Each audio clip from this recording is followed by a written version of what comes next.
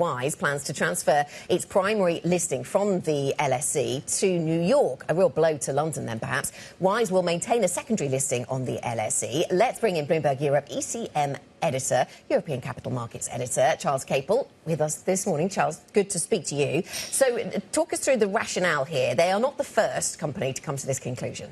No, they're definitely not the first, and sadly fear that they may not be the last. It's the usual reasons. They're looking for more liquidity, they're looking for a different type of investor, and specifically they may be thinking about this idea, whether it's right or wrong, but this idea that investors in the US are more suited to tech stocks and high growth stocks, whereas investors in London, they like a nice dividend and they like some good return on their investment, whereas they are moving to the US perhaps to access that new pool of investors.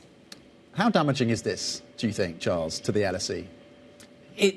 Look, it isn't a knockout blow, but the thing with the LSE is that to some extent it is death by a thousand cuts. And it is the third negative thing to happen to the LSE this week, right? This week? So last night we had Cobalt Holdings pulling their IPO. They were due to raise $230 million, about $230 million. They pulled their IPO late last night. They were due to start trading this morning.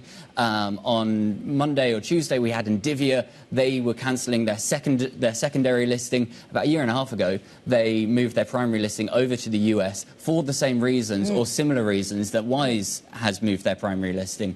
Liquidity, different type of investor, more trading in their stock. Now, the more this has happened, the more we have a sense of how these businesses then do when they go over to the US. I mean, it's not plain sailing, is it? Because to try and get in front of all of those analysts and investors that you think will value your business better, you might want to be in one of the indexes. Well, that's not guaranteed, is it? It's competitive if you go to the US. It is really competitive, and that's one of the reasons, or one of the things that the LSE has going for it. You can be a darling in the LSE at a $15 billion market cap. You can be one of the exciting growth companies.